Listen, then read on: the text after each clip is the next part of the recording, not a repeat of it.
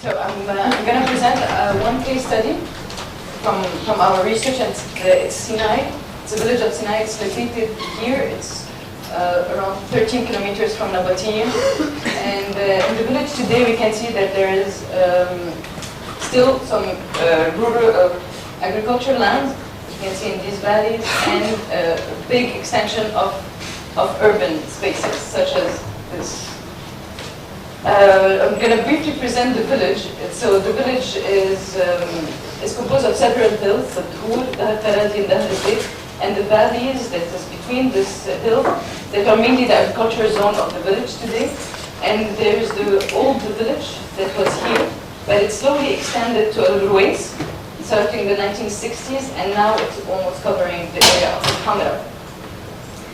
Why is this important? Because the ownership of the village was changed because affected this change or this extension.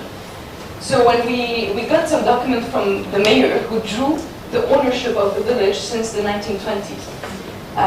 According to local history and his story as well, the village was owned by one guy, and it was a mazra'a between the 1920s and the 1960s. Now we still don't know if exactly it was a mazra'a on legal documents, we're still looking into it. But what we know for sure is that Yusuf al-Zain owned the whole village. Yusuf al-Zain was a political figure from Nabatea, from the area of Nabatea, let's say, or Jabal Amal in general.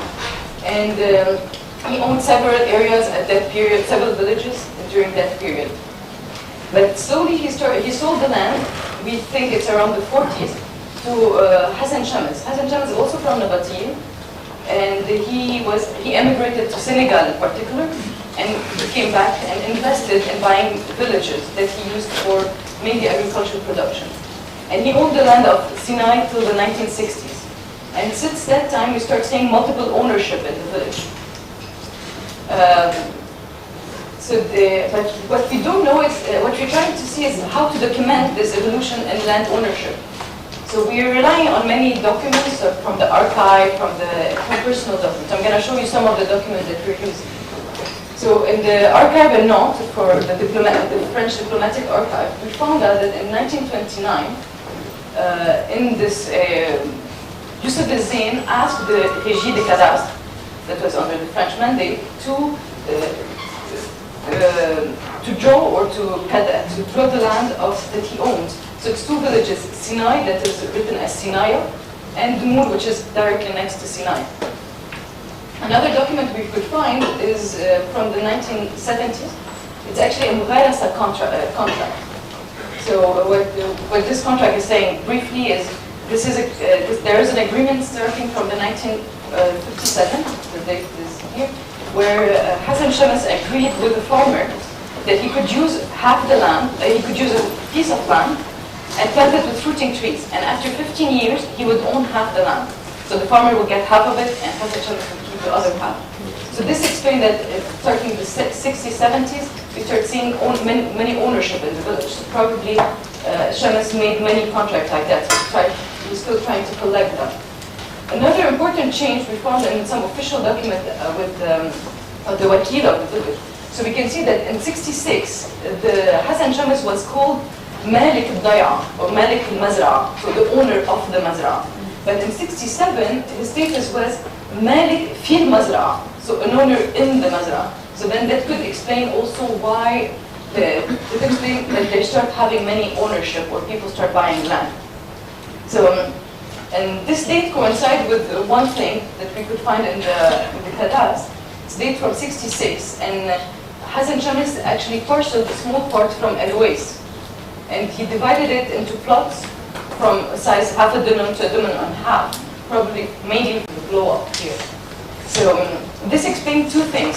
First, there was a development of multiple ownership starting in the 60s, or for sure 66, but we think a bit earlier, or to try to document it.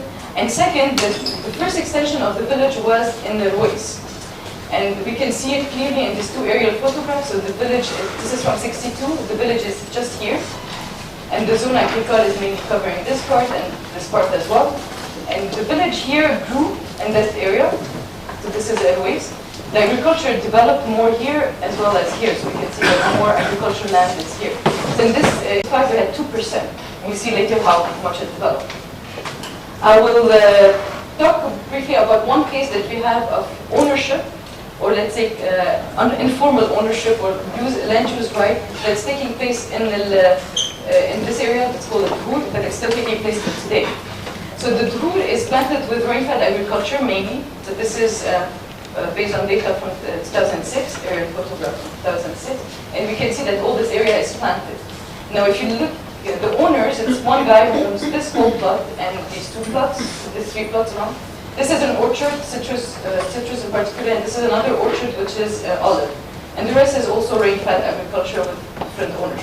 But the people who are using the land, we kept just the first name here, we have more than 8 people that are planting the land. So they have customary right use, that they come and they use the plant, that they use the land, and they give a percentage of their production to the owner. And so this explains that the access to land is not exclusive to property. So they can come and and this rights is only inherited. So it's much more complex than just being able to plant. If you look again on the transformation, the later transformation of the village, you can see how much the constructed part increased. Just in 7 years, this is quite drastic. So the whole area of the Ruwais is much more developed, and as well as Al Hamra, as you can see from here, just between 7 years. We're trying still to document why it's become that intensive, but still, if you compare that of the 1962 from 0.18% constructed, we have now 12% constructed. But this came with some conflict over the access to land or the right to construct. And I'm going to describe one conflict that took place in Al Hamra, in this zone in particular. So in the 1976, the owner of that land decided he wanted to parcel it. So he was just talking about it, but the villager knew it. So then you had a part of the villagers who were claiming the right to land to construct. So they made there was some local mobilization, and they tried to fight to get land first for free, but then since they couldn't get it for free, so that they were trying to get it for a cheaper price. Immigration, many villagers were immigrated to Africa, sorry. They actually played an important role, as well as the political power of Ahmad in resolving the conflict. The conflict lasted until 87, and at 200 dinam, so around 20 hectares, so to construct land, and they divided among themselves. And the owner parceled the rest of the land. We could see 2 things changing. First, so this is a picture of the old village. So it's not very clear, but it shows a bit that there's small houses, traditional construction. And what we're seeing now in the rest of the village is 3-story buildings, more like an urban-like construction. And it's more drastic when we see the cadastral. So this is the whole development that's taking place in the village. The 200 dinam are located somewhere here. And but there's many points that are important to mention about this development. First, this land was a good land for agriculture, and it's now where the main development is taking place. So it's become more an urbanized zone. It's rather development that is urban and the rural rather than something rural-like. And we can see that the old village was just this part. It was compact and condensed, and it kind of exploded in the whole area. We can, and the people who are owning the land, so we have some villagers, but we also have many people from around the area that are also buying land and constructing villas or non-rural-like constructions. And during this time, we can see that there's the value of the land evolved from being a use value, so for agriculture, into an exchange value. So people are buying land, expecting it to increase in price, and then they will sell it again. So it's become a merchandising.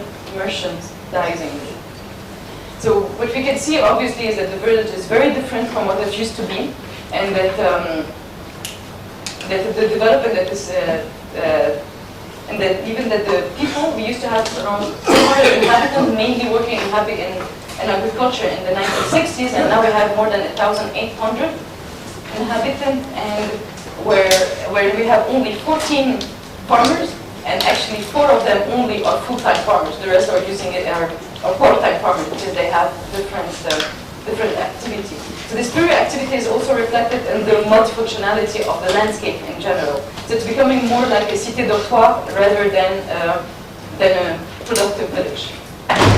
So the last point I want to make is that it's actually 2 points. First, that the migration and the remittances played an important role in the transformation of the village.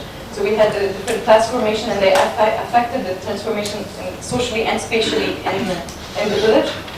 And also in the transformation in the lack of